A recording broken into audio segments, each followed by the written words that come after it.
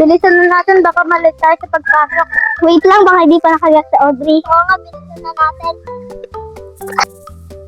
Bakit hindi ka naka-uniform? Umulan kasi, di kasi nakapaglabi mama ko kasi umulan nakaraan. Amoy nga, hindi amoy tulog. Oo nga, no, ang bango. Anong gamit sabon ng mama mo? Sure. Uy, ganun din yung gamit ng mama ko. Kaya pala pares tayo maputi ang gamit ako mabango. Ay, sige, sabihin ko mama sa mama ko na sure na lang din gamitin para pares-pares tayo mabango at maputi ang ating gamit. Ay, sige, para pareho tayo.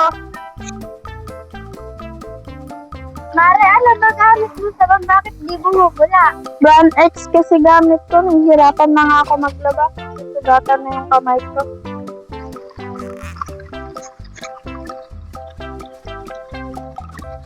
Mare, try mo kayo gamit yung sabon. Mare, ano bang gamit mong sabon? Mare, ang gamit ko lang sabon, ito na nga, swirl. Pa, mabango pa, at di pa nag-aamoy tulad kahit umuulan. Sige, Mare, sa susunod na laba ko, ayan na lang din yung gagamitin ko. Yan din kasi ang sabi ng anak ko na swirl din daw ang gamit mo. Sige, Mare, yan na lang ang gamitin mo. Nakakabango ka sa damit at nakakaputi ka. Sige, Mare. Anak, nakasabay ko si Mare kaganina maglaba. Say, ginamit ko na po ba yung sabon na sinasabi ko sa inyo? Hindi pa, nak. Tignan mo, hindi pa natatanggal yung mancha sa damit mo.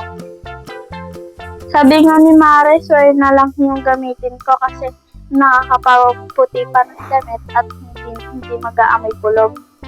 Sige na, yun na lang gamitin mo kasi naamoy ko sa mga klase ko, ang bango.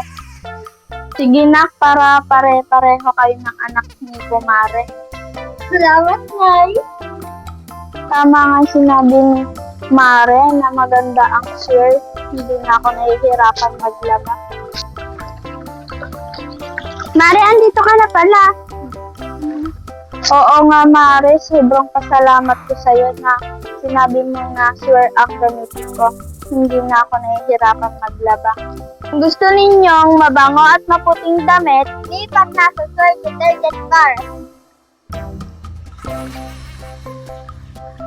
Puting-puti na yung damit mo, ah. Ayoko nga, bango pa. Ikaw pala yung naamoy ko mabango, ah. Ayoko nga, sinundan ni Mama yung sinasabi ng sabon na swirl. Ito, pinabili pa ako ni Mama.